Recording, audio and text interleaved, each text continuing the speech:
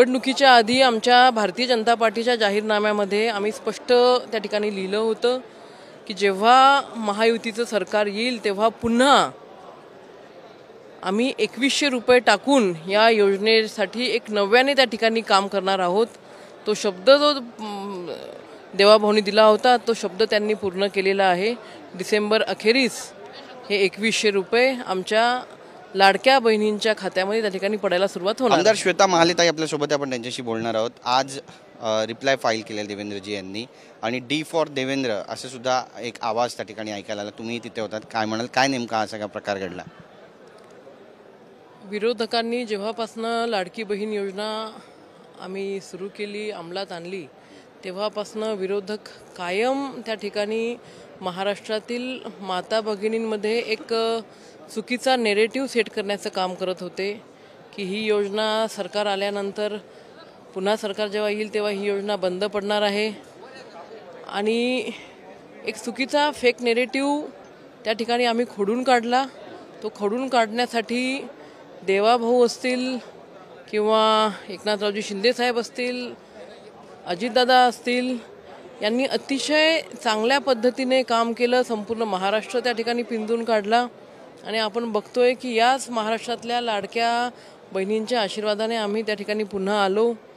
जेव्हा या योजनेची सुरुवात आम्ही केली, जेव्हा अंमलबजावणी सुरू झाली, महिलांच्या खात्यामध्ये रक्षाबंधनची पहिली ओवाळणी त्या ठिकाणी आली, त्यावेळेला महाराष्ट्रामध्ये संपूर्ण भारतीय जनता पार्टीच्या माध्यमातून आमचा लाडका भाऊ देवाभाऊ हे मेळावे आम्ही त्या काळामध्ये घेतले होते आणि नक्कीच त्या मेळाव्याचा फायदा चांगल्या पद्धतीने झाला।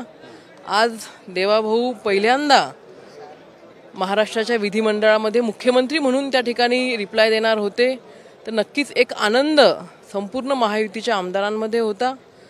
भाऊंचं भाषण सुरू असताना संपूर्ण सभागृहामध्ये देवाभाऊ आलेत अशा पद्धतीची त्या घोषणा पूर्ण सभागृहामध्ये त्या ठिकाणी त्याची सुरुवात झालेली होती, घोषणा चालू होत्या। इतक्या वर्षापासून भाजपचे जे आमदार वाट पाहत होते तो दिवस आज खऱ्या अर्थाने आला आणि महाराष्ट्र हा कधीही थांबणार नाही। एकनाथरावजी शिंदे साहेब यांच्या नेतृत्वामध्ये त्याची सुरुवात झाली आणि हा महाराष्ट्र आता देवेंद्र फडणवीस साहेबांच्या नेतृत्वामध्ये तसाच पुढे चालत राहणार आहे, त्याची गती अधिक वाढणार आहे। महाराष्ट्र कधीही थांबणार नाही देवाभाऊच्या नेतृत्वामध्ये। ही कविता जेव्हा ते बोलत होते तेव्हा देवाभाऊच्या जय एक घोषणा संपूर्ण सभागृहामध्ये त्या ठिकाणी दिसल्या। आजपासून खऱ्या अर्थाने देवा पर्व असं सुरू झालंय, पर्व या महाराष्ट्रामध्ये सुरू झालेलं आहे।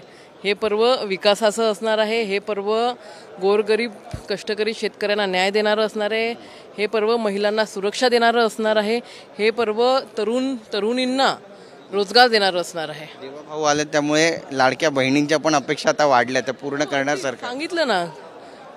निवडणुकीच्या आधी आमच्या भारतीय जनता पार्टीच्या जाहीरनाम्यामध्ये आम्ही स्पष्ट त्या ठिकाणी लिहिलं होतं की जेव्हा महायुतीचं सरकार येईल तेव्हा पुन्हा आम्ही 2100 रुपये टाकून या योजनेसाठी एक नव्याने त्या ठिकाणी काम करणार आहोत। तो शब्द जो देवाभाऊनी दिला होता तो शब्द त्यांनी पूर्ण केलेला आहे। डिसेंबर अखेरीस हे 2100 रुपये आमच्या